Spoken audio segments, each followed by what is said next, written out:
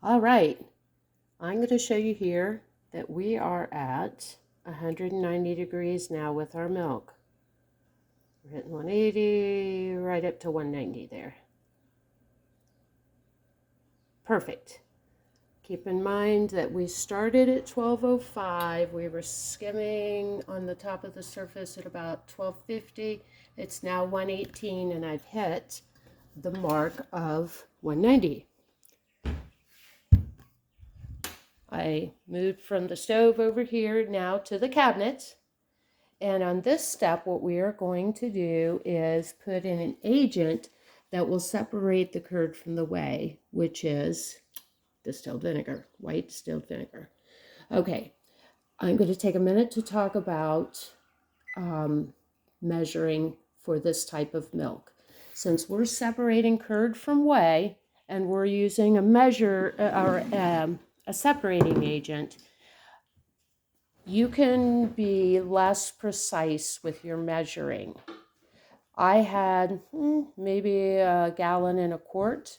I didn't measure it completely. I used tidbits from the last 3 days of milking, put it all together, and it was probably a little over. And so I added maybe a little vinegar.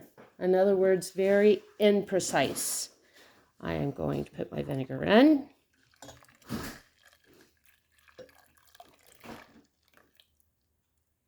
Already, there is a change. You can see that there are curds starting to form.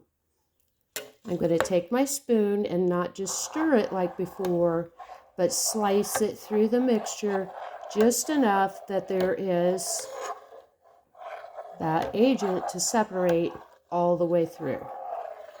Okay, now we're going to hang back and wait until this cools to 110 degrees.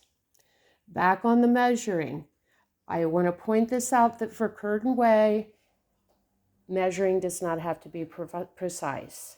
However, in the future, if you make, like, for instance, a cultured cheese such as Chèvre, your milk ratio must match precisely with the culture put in.